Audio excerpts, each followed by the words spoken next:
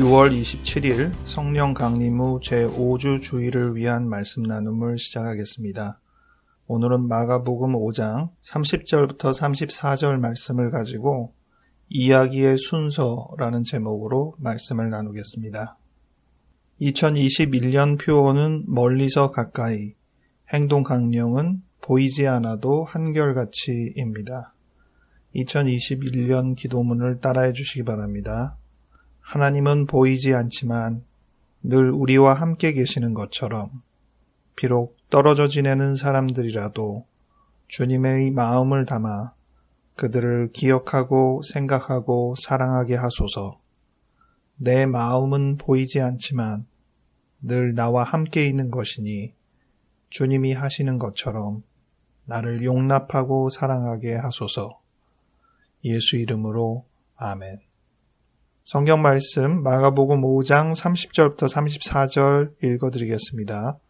예수께서 그 능력이 자기에게서 나간 줄을 곧 스스로 아시고 무리 가운데서 돌이켜 말씀하시되 누가 내 옷에 손을 대었느냐 하시니 제자들이 여짜오되 무리가 애워싸 미는 것을 보시며 누가 내게 손을 대었느냐 물으시나이까 하되 예수께서 이 일을 행한 여자를 보려고 둘러보시니 여자가 자기에게 이루어진 일을 알고 두려워하여 떨며 와서 그 앞에 엎드려 모든 사실을 여쭈니 예수께서 이르시되 딸아, 네의 믿음이 너를 구원하였으니 평안히 가라. 네의 병에서 놓여 건강할지어다. 아멘. 오늘 주일 성서 일과 본문은 마가복음 5장 21절부터 43절이 되는데 중간 부분만 읽었습니다. 예수께서 회당장 야이로의 부탁으로 그의 딸을 고치러 가는 중간에 벌어진 일이죠. 12해를 혈루증을 앓은 여인이 예수를 옷만 만져도 병이 나은 사실을 이야기하고 있습니다. 오늘 본문에서 우리가 도움을 얻게 되는 것 중에 하나는 주변인에서 중심인물이 되는 상황을 생각해 볼 수 있습니다. 비슷한 예가 삭개오의 경우도 있었는데 무리 안에 속하지 않고 멀리 떨어져 있는 삭개오나 비록 무리 안에 있지만 이름도 특성도 부여되지 않은 한 여인으로 밖에 있는 사람처럼 취급되는 주변인으로 머물 수 있는 사람들이 예수님을 직접 만나고 예수님과 1대1로 대화하는 중심인물로, 심지어 성경에 기록되는 중심인물로 되는 예를 오늘 이 혈루증의 여인으로도 만날 수 있습니다. 여인은 오랫동안 병을 앓다가 예수께서 지나간다는 소식만 듣고 내가 그의 옷자락을 만지기만 해도 병이 나을 것이라는 믿음을 가지고 나갔습니다. 실제로 가까이서 그의 옷자락을 만지면서 자기 몸이 출혈의 근원이 멈추는구나 느낄 정도로 변화를 신속하게 확인할 수 있었습니다. 사실 그러고 그냥 조용히 가도 누구도 알 수 없는 일이 벌어지고 끝난 상황이 되는 것이죠. 근데 예수께서 자기의 능력이 자기에게서 나간 줄을 알고 누가 내 옷에 손을 대었느냐 말씀하셨습니다. 드라마 태조왕건에서 궁예가 하는 대사랑 좀 비슷하죠. 누가 기침 소리를 내었느냐. 이 부분에서 예수께서 말씀하시는 게 아무리 인자하게 표현을 해도 이 여인의 입장에선 굉장히 어려운 순간이었을 것입니다. 주변인에서 예수 앞으로 등장해야 되는 순간인 것이죠. 그런데 그 순간이 축복의 순간이 될지 저주의 순간이 될지 모르는 일이잖아요. 제가 예수님의 옷에 손을 댔습니다. 이렇게 말하는 순간 어떤 식으로 형국이 이어질지를 예상할 수 없으니까 이 여인은 떨며 앞으로 나왔습니다. 그리고 그동안의 과정을 이야기했죠.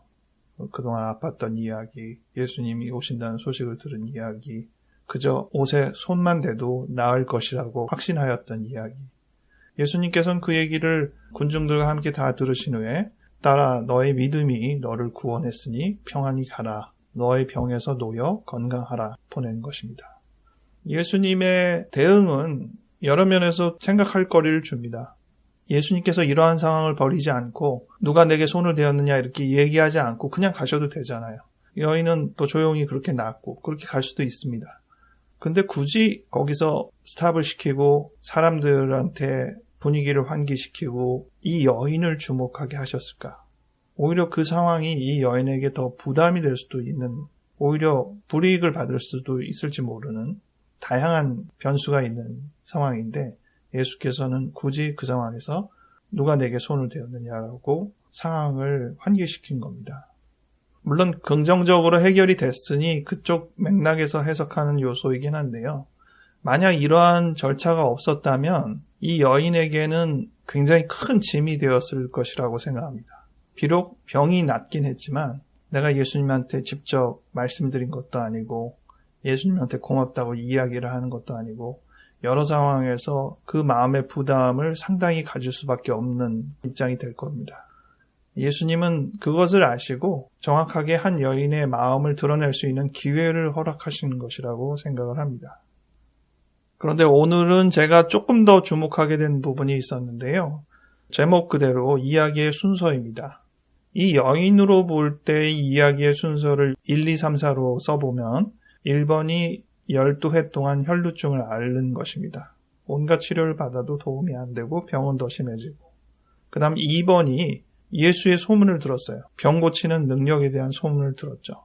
그리고 그의 옷을 만지기만 해도 나을 것이라는 생각을 가진 것입니다. 그것을 단순히 생각만 한 것이 아니라 실현했습니다. 세 번째는 1번, 2번을 통해서 예수님과의 직접적인 만남이 일어나지는 않았잖아요.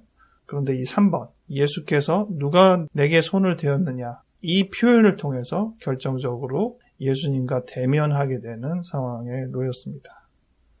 4번은 예수에게 자신의 정황을 다 얘기하고 예수께서 평안히 가라, 너의 병에서 건강하라는 선언을 받은 것이죠. 사실 4번이라고 할 수 있는 병의 회복은 이미 이루어진 부분이 있었습니다. 예수께서 말씀하기 전부터 예수님을 만진 상황부터 벌써 병이 나았다는 것을 느꼈습니다. 하지만 우리의 병도 그렇죠. 잠깐 좋아지는 듯 하다가도 어떻게 되는지 모르잖아요.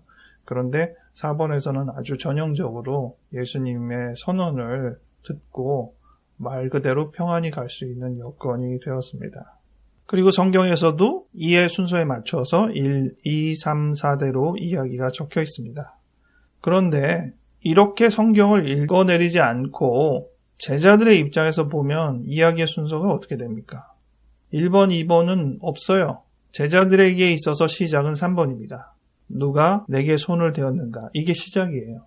우리가 다른 사람의 삶에서도 그렇고 나의 삶을 다른 사람이랑 공유할 때도 그렇고 1, 2, 3, 4로 처음부터 경험하는 사람은 없죠. 1번이 어떠한 현상의 먼 과거라고 할 수 있고 2번이 어떠한 현상이 좀 가까운 과거라고 할 수 있는데 그러한 1, 2번은 되게 들어서 아는 겁니다. 직접 경험해서 아는 게 아니라 상대가 표현해 주거나 어떤 식으로 해서 과거를 알게 되는 것이죠. 우리의 출발은 대개는 3번입니다. 현상적으로 here and now, 지금 어떤 상황이 벌어지는 그 즉시 만나는 3번.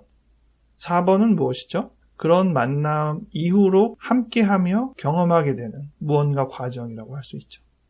우리가 3번과 4번을 통해서 실질적으로 만나는 것이고 3번과 4번을 충분히 더 이해하게 되는 1번, 2번 과거의 정보가 뒤이어 알게 되는 정보가 되는 것입니다.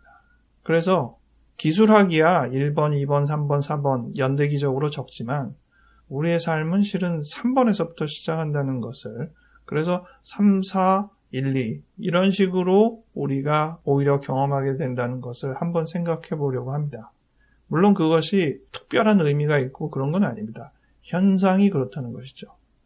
우리의 삶이 그러한 순서에 맞추어서 누군가의 경험을 공유하고 흘러간다는 것을 생각할 때 우리가 어떤 것들을 유념할 수 있을까? 여기에 이야기를 너무 덮치다가는 좀 억지적인 이야기가 될 것 같아서 이 정도로 오늘은 열린 결말을 두겠습니다. 우리의 삶의 인생 순서의 경험, 같이 하는 경험, 이러한 절차나 과정을 생각하면서 우리가 느껴지는 대로, 생각나시는 대로 묵상하기도 하고 하나님께 기도하는 시간이 되기 바랍니다. 잠깐 기도하겠습니다. 하나님 아버지, 인생에서 처음부터 모든 과정을 함께 경험하고 나아가는 사람은 극히 드뭅니다. 우리의 인생 여정 속에서 어느 한순간 오늘 말씀 나눔의 3번에 해당되는 만남의 시간이 있음을 우리가 기억합니다. 그 만남의 시간이 함께 이어지는 4번까지 이어지기도 하고 우리가 그의 인생과 동행하지 못했던 1, 2번까지도 마주하게 되는 것을 압니다. 우리의 인생을 다른 사람과 공유할 때, 또 다른 사람의 인생을 우리가 함께 맞이할 때 우리는 어떠한 자세로 임하고 있는지 생각할 수 있는 시간 허락하여 주시옵소서. 감사드리옵고 예수 이름으로 아멘.